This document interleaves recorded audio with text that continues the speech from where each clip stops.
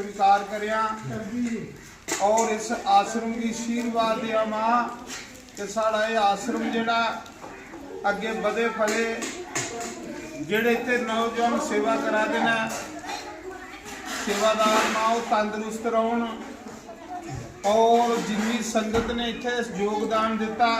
सारी संगत दे अन्न धन दे भंडार मां भरिए रखिया जिहदे कन्ने आउंदे सालां की फिर अच्छी सेवा करन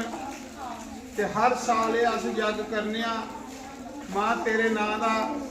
तो इस करिए सारी संगत की आशीर्वाद दियो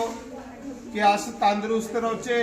और इयां कि अस धर्म कार्य सत्य कार्य करते रोचे और तेरा आशीर्वाद बनी रहे सारे सेवादारियों पर प्रेम भावना करने सारे इयां सेवा करन तन मन धन करने करा देने तेरे चरने से पूरी संगत तो मां सारे भी दिखाने सारे कृपा करिया हूँ हे देवियो इं आशीर्वाद तुसें देना सारी संगत की इं करी करी गौनिया थे करी हाँ अच्छा हे देवियो तुस प्रसन्न हो आखो हाँ जी प्रसन्न हो बोलो सारे बोलो तुस प्रसन्न मां उन आशीर्वाद इं करिए दियो संगत की सारी थोड़े देवियां इस मौके विराजमान पुंजा शक्तिपीठ विराजमान ना आशीर्वाद आसती महाराज तंदुरुस्त रहे सेवादार तंदुरुस्त रहन इनके अन्न धन के भंडार रहन जिन्ने भी सेवादार ना और इस आश्रम में बरकत होवे। जय हो जय हो जय करो जय करो नव चंडी माता